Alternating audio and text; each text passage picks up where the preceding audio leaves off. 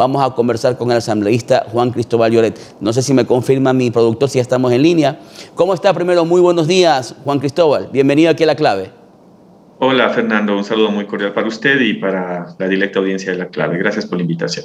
Primero, un gusto contar con su presencia. Queremos saber su posición, su criterio. Se ha escuchado mucho hablar sobre la muerte cruzada, sobre todo en las últimas horas, como una salida ante la crisis que vive socialmente el Ecuador y que parece que todavía no se encuentra o no existe una salida clara.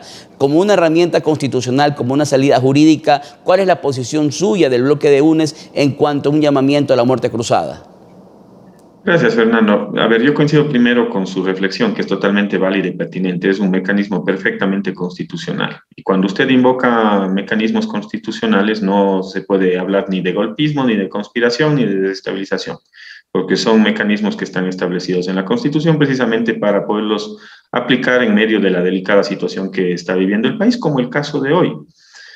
Sin embargo, yo creo que hay una prelación que se debería aplicar en medio de las circunstancias. Primero, decirle, Fernando, que hay distintos sectores que están movilizados. No solo es la CONAIE, porque ya se han sumado diferentes organizaciones de agricultores, campesinos, estudiantes, amas de casa, las personas que han perdido su empleo y demás, ¿no?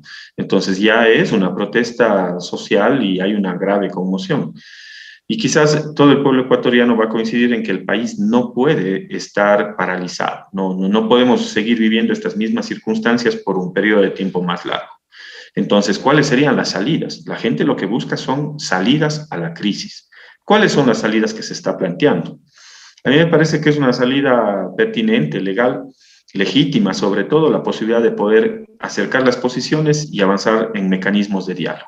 Pero un diálogo sincero, franco, abierto, no como lo que se está llamando por parte del gobierno. El gobierno desde el día 1 de las movilizaciones decimos llamamos al diálogo. Al día 2 le metemos preso a Isa, pero seguimos llamando al diálogo. Al día 3 le reprimimos a la protesta social, pero seguimos llamando al diálogo. Día 4, día 5 nos tomamos la Casa de la Cultura, pero seguimos llamando al diálogo. Día 6 nos tomamos o militarizamos la Asamblea Nacional, pero seguimos llamando al diálogo. Ponemos un estado de excepción, un borrador y todo lo que ustedes quieran, pero seguimos llamando al diálogo. Así no se puede, así no se puede. El país no puede, digamos, estar bajo ese tipo de condicionamientos. ¿Por qué? Porque se termina desgastando la palabra diálogo. Entonces, ese es el primer mecanismo. Si el presidente no le da la talla, si no le da el talante para poder acercar las posiciones y sobre todo buscar esos mecanismos que son totalmente expeditos, viables, hay que buscar los otros mecanismos. ¿Y cuáles son los mecanismos que se pueden aplicar? Porque la gente, si hay una coincidencia con todos los sectores, el país no puede continuar así. Entonces, ¿qué es lo que prevé la Constitución? La Constitución prevé dos mecanismos constitucionales. El primero, la aplicación del 148 de la Constitución, que le permite al presidente Lasso, a través de un solo plumazo, disolver la Asamblea Nacional y anticipar elecciones. En 90 días tenemos elecciones. Puede ser una salida, porque al final del día el pueblo ecuatoriano es el que va a elegir.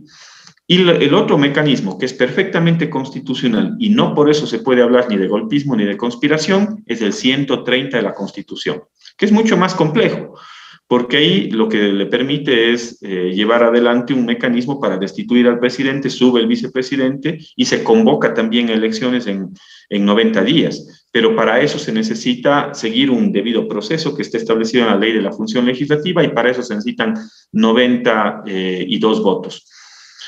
Pero en cualquiera de los casos, al final del día, lo que se está poniendo es en consideración del pueblo ecuatoriano qué más democrático que poder salir de esta delicada situación con votos y no con balas. A mí me parece que eso es fundamental. Y por último, déjeme decirle al menos de la bancada de la Revolución Ciudadana, este es el nivel de prelación. Diálogo, 148 y 130. Y para aplicar el 130, déjeme decirle que nosotros, al menos de la bancada de la Revolución Ciudadana, nuestros cargos, nuestros puestos, siempre han sido del pueblo ecuatoriano y están a disposición del mandante, del soberano, del pueblo ecuatoriano, quien legitimará a través de un proceso democrático en 90 días. Esas son las salidas, no veo otras. Lo que sí le puedo decir es que el pueblo ecuatoriano no aguanta más y no podemos vivir paralizado por 1, 2, 3, 4 semanas más, porque el país no aguanta eso. Juan Cristóbal, estamos de acuerdo en muchos puntos. Viendo la posición de sobre todo de las cámaras y de la gente en Cuenca, por ejemplo, ayer veíamos imágenes del centro de Cuenca, de las personas en su provincia, en Azuay, en Guayaquil, en Guayas, en Quito. Existe como una desconexión y quisiera contigo profundizar el tema, ver cuál es tu criterio. Todos estamos de acuerdo. Todos estamos de acuerdo que el presidente en este primer año tiene una deuda pendiente y que si bien es cierto, como bien decía con Ramiro Narváez, los números macroeconómicos del Ecuador están tal vez mejor que hace mucho tiempo atrás. Todo el dinero nuestro está afuera, no está en el Ecuador. La gente siente o no siente esa mejora económica de la que nos pregona el presidente y que está sustentada en números. Podemos hablar de aquello, tal vez 1 o 2 programas, pero la gente no siente la mejoría económica. Pero sin embargo, las personas, o al menos el ecuatoriano, tampoco se solidariza completamente con la protesta porque ve mucha violencia por parte de los protestantes. Hay infiltrados, hay escenas o hay actos que realmente también rayan por lo vandálico. El tema de Ambato, el agua potable, el lanzar aceite, perjudicar a toda una ciudad. También vemos que se han querido tomar una central eléctrica, perjudicar también a otras ciudades del país. Hasta ese punto también tenemos que tener una autocrítica porque la protesta también se ha desbordado y no tiene, parece ser, un manejo de sus líderes. ¿Cómo podemos solucionar desde la Asamblea también, evidentemente un poder del Estado, cómo podemos tender puentes para que también las manifestaciones y la protesta social no se desborde y pueda perjudicar el patrimonio y la vida de terceros? Fernando, yo también coincido con esa reflexión. Digamos, la protesta social es legítima en la medida en la cual los diferentes actores que no han sido atendidos por parte del gobierno, en el cual están estudiantes, amas de casa, trabajadores, la propia CONAIE y los grupos indígenas, es decir, no han sido atendidos adecuadamente. Es muy simple, uno va a un hospital y no tiene medicinas, uno quiere irse a cualquier parte del país y las vías están destrozadas. Es decir, eso es real. ¿Cómo puede ser posible que vivamos en medio de la inseguridad y que la gente tenga que hacer vaca para poner gasolina en el patrullero o para poder comprar una batería? O sea, son soluciones que tienen que venir desde el Ejecutivo y el Ejecutivo no se ha dedicado, digamos, a dar respuesta ni soluciones a esas demandas. Lo que yo jamás estaré de acuerdo es en que eso derive en violencia, porque ahí se deslegitima la protesta social. Nadie puede legitimar los actos violentos que también se han dado en medio del escenario de protesta. Y eso inclusive, te debo decir, espanta a los diferentes sectores que en un momento determinado quieran sumarse, porque nadie quiere estar inmerso, digamos, en actos violentos.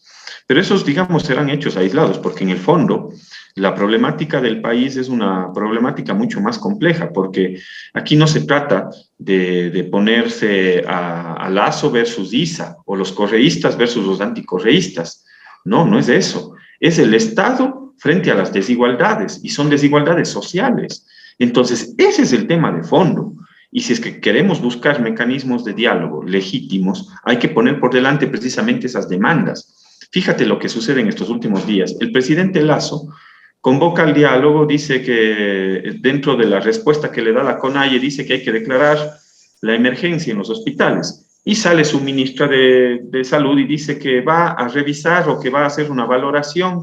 O sea, perdóname, tenemos un presidente que ni siquiera a su ministra de Salud no le hace caso. Entonces, aquí hay un problema mucho más serio, que es un problema de liderazgo, es un problema de tener al frente una persona que tenga la capacidad, el talante necesario para conducir los destinos de este país. Pero si ni su propia ministra de Salud le hace caso, ¿qué podemos esperar del resto? Entonces, esa es la problemática de fondo. Y si es que me preguntas, porque la respuesta siempre ha sido es que no hay plata, es que no hay recursos. No me pueden venir a decir que no hay plata, no hay recursos, cuando tienes primero una ley económica que mandó el presidente Lasso, que se aprobó de manera inconstitucional, pero que significan $1.000 millones al año adicionales, es decir, el SRI bate récord. Por otro lado, tienes la inversión pública más baja de los últimos 15 años, $1.800 millones, cuando se invertían $6.000, $7.000 millones por año. Y por otro lado, tienes un alto precio del petróleo con precios sobre los $100, 100, 110, 120. Al correísmo le acusaban y decían, ah, no, pero es que el correísmo hizo lo que hizo porque tenía un buen precio del petróleo. Bueno, pues entonces, ¿qué espera el presidente Lasso para dar solución a los problemas? ¿De qué nos sirve tener 8.000 o 9.000 millones de dólares en reservas monetarias para pagar la deuda y la política fondo monetarista, cumplir con la política fondo monetarista, si es que aquí la gente se muere fuera de los hospitales? O sea, es torpe lo que está haciendo. Entonces, sí se necesita, digamos, un cambio fundamental en la política del gobierno, en poder dirigir adecuadamente los destinos del país. Yo empezaría evaluando a los diferentes ministros de Estado. Me parece que ahí hay dos corrientes. Una corriente que es mucho más cercana al diálogo, a los consensos, a los acuerdos, y la otra corriente que es una corriente que más bien sigue la receta de Romo. Y la receta de Romo es reprime, judicializa y desinforma en medio de la crisis. Y me parece que la que está ganando dentro del gobierno de esas dos corrientes, lamentable y dolorosamente, es esa corriente que busca reprimir, judicializar y desinformar. Y eso no le hace bien a nadie. Muchas gracias, Juan Cristóbal, por estar con nosotros el día de hoy. Realmente es importante escuchar la posición de miembros del bloque de UNES para poder entender también las propuestas de ellos. Lo que tú has dicho, lo que tú nos has manifestado tiene mucha lógica y efectivamente sí es, ¿no? No se puede tampoco tapar el sol con un dedo. El presidente Lasso parece carecer de autoridad con su propio gabinete y lo sucedido con la ministra de Salud, que por cierto es uno de los perfiles más bajos en cuanto a productividad o en cuanto a poder trabajar en pro del pueblo en este gobierno, pues ha sido muy cuestionado por muchos puntos, por muchas personalidades políticas de diferentes sectores y es evidente, si el presidente dijo hace 5 días algo y no se lo cumple, pues no se puede hablar de autoridad. Gracias por tu presencia el día de hoy con nosotros y esperamos contar contigo en una próxima ocasión. Encantado, Fernando. Gracias a la clave. Un saludo muy cordial para ustedes. Buen día a la ciudadanía. Muy buenos días. Bueno, hemos tenido el día de hoy la presencia de dos actores políticos de dos bancadas distintas, de la izquierda democrática y de UNES. El asambleísta Ramiro Narváez muy claramente nos señala que siempre el diálogo va a ser la primera opción. Descartan por ahora cualquier otra salida constitucional, entre esas la convocatoria o el llamamiento a una muerte cruzada. No lo consideran que sea propicio por el momento político del país. En cuanto a la presencia de Juan Cristóbal Lloret, el asambleísta por UNES de la provincia de La Suay, nos ha hablado que sí, que manejan escenarios constitucionales para la salida, priorizando primero el diálogo, segundo también viendo la salida constitucional de la muerte cruzada o inclusive el enjuiciamiento político del presidente, que está contemplado también en la propia Constitución. Que las salidas están, pero que realmente la posibilidad de diálogo directo no existe entre las dos facciones que representan el gobierno encabezado por el señor presidente Guillermo Lasso y efectivamente la CONAIE por el señor Leonidas Issa. Es evidente que el gobierno no ha cumplido con sus metas en este primer año, sobre todo con las metas sociales. Eso es algo que lo hemos venido discutiendo en distintos programas.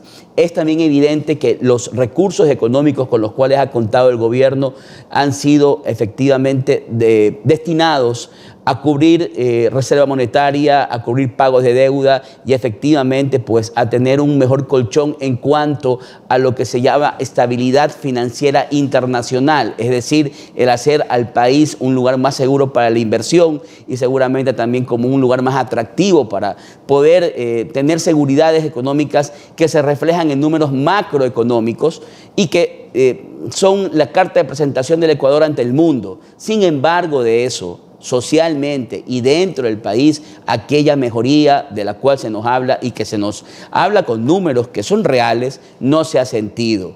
¿Qué sucede con el Ecuador? Que la parte social no ha funcionado en este primer año de gobierno. ¿Qué sucede con el Ecuador? Que cuando se le dice a la ministra de Salud que declare en emergencia el sistema sanitario a nivel nacional, no responde al llamamiento del presidente y sale con una respuesta que no convence y que no satisface a ninguno de los ecuatorianos.